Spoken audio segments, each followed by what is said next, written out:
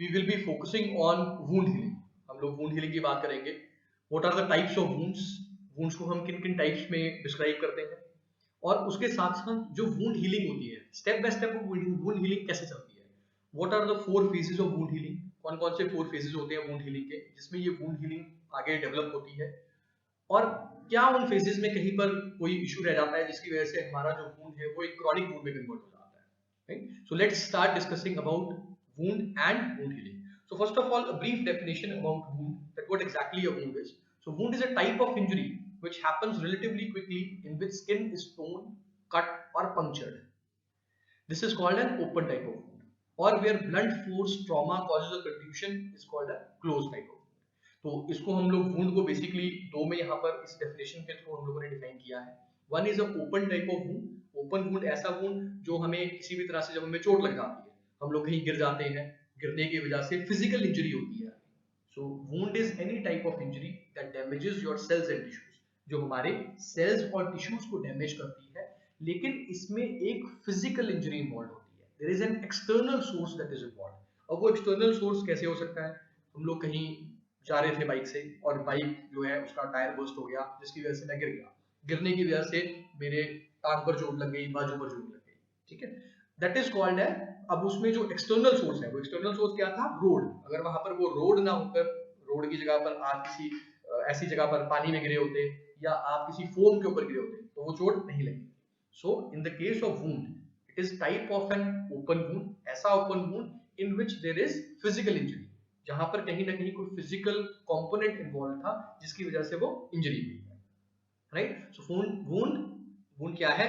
Wound एक ऐसी injury है जो आपके सेल्स और टिश्यूज को डैमेज करती है, लेकिन due to external source. So in this case there is a physical injury जो हमें बाहर से नजर आती है, यानी आपकी जो स्किन है वो स्किन रप्चर हो जाती है. So that is called as a wound. इसी में ही एक डेफिनेशन को और थोड़ा समझने की कोशिश करते हैं. अनदर वे जिसको हम लोग वुंड को डिफाइन करते हैं, that is in the form of ulcer. So ulcer is also a type of injury. Ulcer भी हमारी एक इंजरी का ही टाइप है जो हमारे सेल्स और टिश्यूज को डैमेज करती है. But in this case, ulcer के केस में जो इंजरी है that is located internally. Internally मतलब बॉडी के मैकेनिज्म में कोई गड़बड़ होने की वजह से. समथिंग बॉडी के मैकेनिज्म मतलब ड्यू टू एनी रीजन मेरे जो है गैस्ट्रिक एसिड ज्यादा प्रोड्यूस होना शुरू हो गया. आपको पता है हमारी स्टमक में एसिड प्रेजेंट होता है. वो एसिड क्या करता है? हमारे फूड को डाइजेस्ट करने का काम करता है. But due to any reason, किसी भी रीजन की वजह से वो एसिड ज्यादा प्रोड्यूस हो रहा है. अब अगर वो एसिड ज्यादा प्रोड्यूस होगा तो क्या होगा? गैस्ट्रिक अल्सर्स डेवलप हो सकते हैं, ड्यूडेनल अल्सर्स डेवलप हो सकते हैं. सो इसलिए ulcer is any type of injury जो आपके इंटरनल बॉडी मैकेनिज्म में किसी गड़बड़ की वजह से डेवलप होता है. Mouth ulcer is also an example, जिसमें हमारे मुंह में छाला पड़ जाता है. So basically ulcer is type of छाला, जिसको हम कहते हैं हिंदी में फॉर्मली समझने की कोशिश करते हैं. लेकिन यहाँ पर जो सोर्स ऑफ इंजरी है दैट इज नॉट एक्सटर्नल. वहां पर फिजिकल इंजरी कोई नहीं हुई है, फिजिकल डैमेज कोई नहीं हुआ, लेकिन the source of injury is internal. It is due to some internal disturbances in the body mechanism, जिसकी वजह से ये इंजरी हो रही है. So ulcer is actually a type of wound if it is located externally. अब ulcer को भी हम कैटेगराइज कर देते हैं. अगर वो एक्सटर्नली लोकेट हो जाता है तो हम उसको अल्सर को भी कहते हैं that now it has been converted into a wound. So ulcer की स्टार्ट आपकी बॉडी के अंदर से होता है, but it may also develop into an open wound. ये भी एक ओपन वुंड की शक्ल ले सकता है. Right. So this is a small definition between what is wound and what is ulcer. So wound is a type of injury in which there is damage of cells and tissues, but due to external source, in which a physical damage is there. But in the cases of ulcer, it is also an injury of cells and tissues, but here the cause is internal. Body के mechanism में कोई गड़बड़ होने की वजह से ये injury हुई है. Wound को क्योंकि हम लोग जो है we are selling a wound care product, हम लोग एक wound healing का product बेच रहे हैं, so we'll be focusing more on wound, right? So wound को categorize किया जाता है ओपन एंड क्लोज्ड की फॉर्म में. Open and closed wound, clean and infected wound, contaminated and colonised wound, as well as acute and chronic. So एक एक करके देखते हैं ये बेसिकली होते क्या है. सो सबसे पहले ओपन वुंड की अगर मैं बात करूं, so open wound is divided into abrasions, avulsions, puncture, laceration, incision, gunshot wounds as well as crash injuries.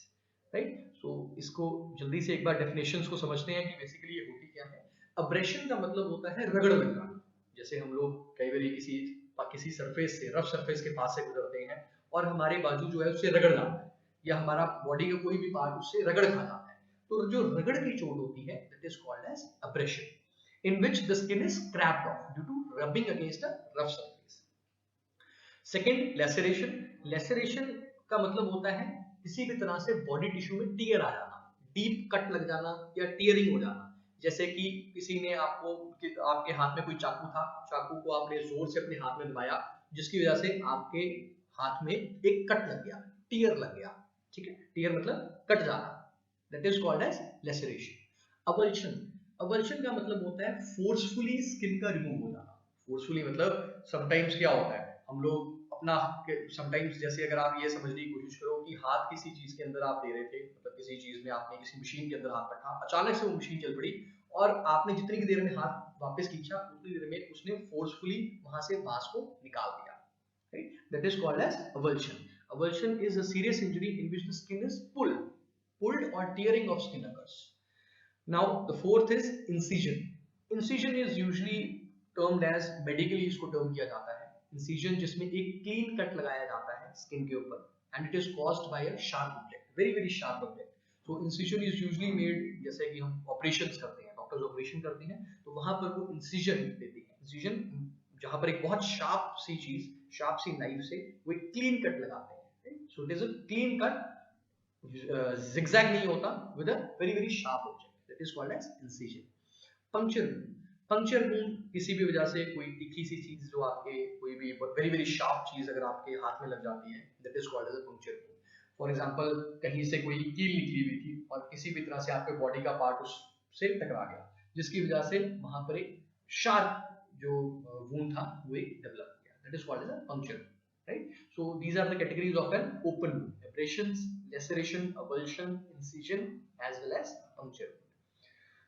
अब अगर मैं क्लोज्ड वुंड की बात करूं, क्लोज्ड वुंड यूजुअली ऐसा वुंड डेवलप होता है जिसमें कोई ब्लंट फोर्स मतलब ऐसा कोई चीज थी जिसने कि वुंड को, जिसने कि आपके स्किन लेयर को रप्चर नहीं किया लेकिन चोट पहुंचाई। जैसे कि हमारा हाथ किसी चीज के नीचे आके दब जाता है, ठीक है, बहुत तेजी से हमारा हाथ जो है किसी भी चीज के थ्रू जो है दब गया, स्किन रप्चर नहीं हुई, मतलब जो आपकी आउटर लेयर है जो हमारी बॉडी की स्किन, वो रप्चर नहीं हुई, वो ओपन नहीं हुई, लेकिन फिर भी जो है वहां पर इंजरी हो गई। अब वो इंजरी आपको वहां कैसे नजर आएगी, जैसे कि इन्फ्लामेशन टाइप की वहां पर डेवलप हो गई है। फॉर एग्जाम्पल, आपको कोई बहुत जोर से, हम लोग क्रिकेट खेल रहे हैं, क्रिकेट खेलते हुए बहुत जोर से बॉल लग जाती है, अब बॉल लगने से क्या होता है, वहां पर ओपन वुंड नहीं बना है, लेकिन वहां पर वो रेडनेस आ गई है, लाल से कलर का हो गया है, रेड हो गया है, वहां पर थोड़ा सा इन्फ्लामेशन आ गई है, स्वेलिंग हो गई है वहां पर, so that is called as closed wound.